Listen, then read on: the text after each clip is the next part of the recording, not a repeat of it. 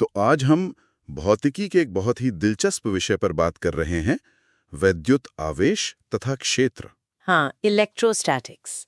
सुनने में शायद थोड़ा भारी लगे, पर है बहुत रोजमर्रा की चीजों से जुड़ा हुआ। बिल्कुल, जैसे हमारे हाथ जो सोर्सेज लगे हैं वो बताते हैं कि स्वेटर उतारते समय वो जो चट चट की आवाज आती है, या कभी अंधेरे में चिंगारी सी दिखती है। हाँ, या फिर जोरों के तूफान में जो बिजली कड़कती है, ये सब असल में इलेक्ट्रोस्टैटिक्स ही हैं। सही है। तो चलिए इन सोर्सेज की मदद से थोड़ा और समझते हैं कि ये वैद्युत आवेश आखिर है क्या चीज, इसके गुण क्या हैं और ये हमारी दुनिया को कैसे प्रभावित करता है। बिल्कुल। और ये जानना भी बड़ा दिलचस्प है, जैसा सोर्सेज में जिक्र है, कि ये कहानी करीब 600 ईसा पूर्व थेल से शुरू हुई, जब उन्होंने देखा कि रगड़ा हुआ एम्बर, वो रेजिन जैसा पदार्थ, हल्की चीजों को खींच सकता है। अच्छा, तो मतलब ये कोई नई खोज नहीं है? नहीं, समझ बहुत पुरानी है। तो सोर्सेस के हिसाब से आवेश दो तरह के होते हैं। बेंजामिन फ्रैंकलिन ने नाम दिए थे इन्हें, धनात्मक यानी पॉजिटिव और ऋणात्मक यानी नेगेटिव। ये नाम क्यों? मतलब क्या खास है इनमें? ये बस एक तरीका है उनके व्यवहार को बताने का। एक्सपेरिमेंट्स दिखाते हैं कि अगर एक जैसे आवेश हैं, मान लीजिए रेशम से रगड़ी हुई दो कांच की छड़ें, तो वो एक दूसरे को परे धकेलेंगी, रिपेल करेंगे। एग्जैक्टली। और अगर अलग अलग आवेश हैं, जैसे वही कांच की छड़ और वो रेशम का टुकड़ा जिससे उसे रगड़ा था, तब वो एक दूसरे को खींचेंगे, अट्रैक्ट करेंगे। हाँ, यही आकर्षण और प्रतिकर्षण, यही अट्रैक्शन रिपल्शन स्थिर विद्युतिकी का बेसिस है। पर सवाल यह है कि ये चीजें चार्ज होती कैसे हैं? क्या रगड़ने से कुछ नया बन जाता है? नहीं नहीं, सोर्सेज ये बात साफ करते हैं। रगड़ने से असल में सिर्फ इलेक्ट्रॉनों का ट्रांसफर होता है, एक चीज से दूसरी चीज पर। अच्छा, मतलब जैसे कांच की छड़ को रेशम से रगड़ा, तो कुछ इलेक्ट्रॉन कांच से निकलकर रेशम पर चले गए, तो कांच पर इलेक्ट्रॉनों की कमी हो गई। तो वो पॉजिटिव चार्ज हो गया। सही। और रेशम को एक्स्ट्रा इलेक्ट्रॉन मिल गए, तो वो नेगेटिव चार्ज हो गया। कुछ बनाया खत्म नहीं हुआ, बस अदला बदली हुई। बिल्कुल। और यहीं पर चालक और विद्युतरोधी, मतलब कंडक्टर्स और इंसुलेटर्स का फर्क समझना जरूरी हो जाता है। हाँ, ये सोर्सेज में भी है। हाँ, कंडक्टर्स जैसे धातु, वो आवेश को आसानी से बहने देते हैं। अगर आप किसी धातु के एक कोने को चार्ज देंगे तो वो फैल जाएगा। और इंसुलेटर्स जैसे प्लास्टिक या कांच, वो आवेश को वहीं रोक कर रखते हैं जहां वो पैदा हुआ है, वो बहने नहीं देते। अच्छा, और हमारा शरीर? हमारा शरीर कंडक्टर है, इसीलिए तो कभी कभी हमें मेटल के दरवाजे के हैंडल को छूने पर हल्का सा झटका लगता है। हाँ हाँ, होता है। वो इसलिए कि अगर हमारे शरीर पर कोई स्टैटिक चार्ज जमा है, तो हैंडल छूते ही वो हमारे शरीर से होकर जमीन में चला जाता है। उसे अर्थिंग कहते हैं। ओके, अब सोर्सेज आवेश के 3 बेसिक गुणों की बात करते हैं, योज्यता, संरक्षण और क्वांटीकरण। योज्यता मतलब एडिटिविटी। हाँ, वो तो सीधा है। किसी सिस्टम का टोटल चार्ज निकालना हो, तो बस उसमें जितने भी अलग अलग चार्ज है उनको उनके साइन प्लस या माइनस के साथ जोड़ दो, एल्जेब्रिक सम। ठीक है, और संरक्षण मतलब कंजर्वेशन। ये बहुत फंडामेंटल है। इसका मतलब है कि एक आइसोलेटेड सिस्टम में, मतलब बाहरी दुनिया से अलग थलग, कुल चार्ज हमेशा कांस्टेंट रहता है। ना आप चार्ज बना सकते हैं, ना मिटा सकते हैं, सिर्फ ट्रांसफर कर सकते हैं। जैसे कांच और रेशम वाले केस में जितना पॉजिटिव कांच पर आया उतना ही नेगेटिव रेशम पर गया, टोटल चेंज 0। बिल्कुल। अब तीसरा गुण, क्वांटीकरण, क्वांटाइजेशन, ये थोड़ा हटके है। हाँ, ये मुझे भी बड़ा इंटरेस्टिंग लगा। इसका मतलब है कि चार्ज किसी भी वैल्यू का नहीं हो सकता। सही। चार्ज हमेशा एक बेसिक यूनिट, जिसे ई कहते हैं, जो एक इलेक्ट्रॉन या प्रोटॉन पर चार्ज का मैग्नीट्यूड है, उसके पूरे नंबर वाले मल्टीपल में ही पाया जाता है। मतलब या तो 1e, 2e, 3e या -1e, -2e। मतलब Q इक्वल्स NE, जहां N कोई इंटीजर है, आधा या पौना E चार्ज नहीं मिल सकता। कभी नहीं। ये नेचर का एक रूल है। इसे चार्ज का क्वांटीकरण कहते हैं। लेकिन रोजमर्रा में तो हमें ऐसा महसूस नहीं होता। चार्ज तो लगातार बहता हुआ लगता है, जैसे पानी। हाँ, क्योंकि ये जो बेसिक यूनिट ई है, ये बहुत ही छोटी है। और आमतौर पर जब हम चार्ज की बात करते हैं, तो उसमें इतने सारे ई होते हैं कि वो अलग अलग पैकेट महसूस ही नहीं होते। सोर्सेज में एक उदाहरण भी था शायद। हाँ, बहुत अच्छा उदाहरण है।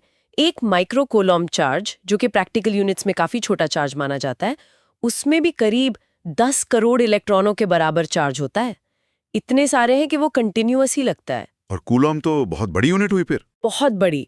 सोर्स का कैलकुलेशन दिखाता है कि अगर आप 1 सेकंड में 10⁻⁹ इलेक्ट्रॉन भी ट्रांसफर कर पाएं, तो भी सिर्फ 1 कूलम चार्ज जमा करने में आपको लगभग 198 साल लग जाएंगे। अरे बाप रे, 198 साल। अच्छा, अब ये चार्ज एक दूसरे पर फोर्स कैसे लगाते हैं? यहाँ कूलम का नियम आता है ना? हाँ, चार्ल्स कूलॉम ने एक्सपेरिमेंट्स करके ये नियम दिया। ये बताता है कि 2 पॉइंट चार्जेस Q1, Q2 के बीच लगने वाला इलेक्ट्रोस्टैटिक फोर्स F उनके चार्ज के प्रोडक्ट के डायरेक्टली प्रोपोर्शनल होता है। सही, मतलब चार्ज ज्यादा तो फोर्स ज्यादा, और उनके बीच की दूरी R के स्क्वायर के इनवर्सली प्रोपोर्शनल होता है। यानी F proportional Q1 Q2 R²। दूरी बढ़ेगी तो फोर्स बहुत तेजी से कम होगा। बिल्कुल। और सोर्सेज में एक और जबरदस्त तुलना की गई है इस इलेक्ट्रोस्टैटिक फोर्स की ग्रेविटेशनल फोर्स से। हाँ, वो तो पढ़कर होश उड़ गए। कितना ज्यादा शक्तिशाली है ये। अविश्वसनीय रूप से ज्यादा। अगर आप एक इलेक्ट्रॉन और एक प्रोटॉन लें, तो उनके बीच का जो इलेक्ट्रिक फोर्स है वो उनके बीच के ग्रेविटेशनल फोर्स से लगभग 10 करोड़ गुना ज्यादा है। 10 के आगे 39 जीरोस, ये तो कल्पना से भी परे हैं। हाँ, इसीलिए एटॉमिक और मॉलिक्यूलर लेवल पर ग्रेविटी का कोई खास रोल नहीं होता। सब कुछ इलेक्ट्रिक फोर्स ही कंट्रोल करता है। पर अगर ये फोर्स इतना ताकतवर है तो ये दूर से काम कैसे करता है? मतलब एक चार्ज को कैसे पता चलता है कि दूसरा चार्ज वहां है? बीच में क्या है? बहुत अच्छा सवाल है। यहीं पर इलेक्ट्रिक फील्ड का कॉन्सेप्ट आता है। सोर्सेज इसे ऐसे समझाते हैं कि हर चार्ज अपने चारों तरफ स्पेस में एक असर पैदा करता है, एक फील्ड ऑफ इन्फ्लुएंस बनाता है। अच्छा, एक तरह का अदृश्य प्रभाव क्षेत्र। हाँ, कह सकते हैं। और जब कोई दूसरा चार्ज इस फील्ड में आता है तो वो उस फील्ड के साथ इंटरैक्ट करता है और एक फोर्स महसूस करता है। तो ये force direct charge to charge नहीं लगता, बल्कि चार्ज फील्ड चार्ज लगता है। ओके, ये एक्शन एट अ डिस्टेंस की प्रॉब्लम का सॉल्यूशन है। बिल्कुल। और हर पॉइंट पर इस इलेक्ट्रिक फील्ड की एक डेफिनेट स्ट्रेंथ और डायरेक्शन होती है। और इन फील्ड्स को विजुअलाइज करने के लिए इलेक्ट्रिक फील्ड लाइंस यूज करते हैं। हाँ, माइकल फैराडे का आइडिया था ये इमेजिनरी लाइंस होती हैं जो दिखाती हैं कि अगर आप उस पॉइंट पर एक छोटा सा पॉजिटिव टेस्ट चार्ज रखेंगे तो वो किधर जाएगा। तो ये पॉजिटिव चार्ज से शुरू होती हैं और नेगेटिव पर खत्म। सही। और जहां ये लाइंस पास पास होती हैं वहां फील्ड स्ट्रांग होता है, जहां दूर दूर वहां वीक। और सोर्स कहता है कि ये लाइंस कभी एक दूसरे को काटती नहीं है। क्यों? क्योंकि अगर वो काटती तो इंटरसेक्शन पॉइंट पर फील्ड की 2 डायरेक्शन हो जाती। मतलब फोर्स 2 दिशाओं में लगता, जो कि पॉसिबल नहीं है। एक पॉइंट पर नेट फोर्स की एक ही डायरेक्शन हो सकती है। समझ गया। सोर्सेज में गॉस के नियम का भी जिक्र है। शॉर्ट हाँ, गॉस लॉ। ये कूलॉम लॉ से ही रिलेटेड है, पर कुछ खास सिचुएशंस में जहां चार्ज का डिस्ट्रीब्यूशन सिमेट्रिकल होता है, जैसे एक स्फीयर पर या एक लंबी वायर पर, वहां इलेक्ट्रिक फील्ड कैलकुलेट करने का एक बहुत पावरफुल और आसान तरीका है। ये क्या कहता है? ये कहता है कि किसी भी बंद काल्पनिक सतह, जिसे गॉसियन सरफेस कहते हैं, से गुजरने वाला टोटल इलेक्ट्रिक फ्लक्स मतलब समझ लीजिए कि कितनी फील्ड लाइंस उस सतह को पार कर रही हैं, वो उस सतह के अंदर बंद टोटल चार्ज Q के डायरेक्टली प्रोपोर्शनल होता है।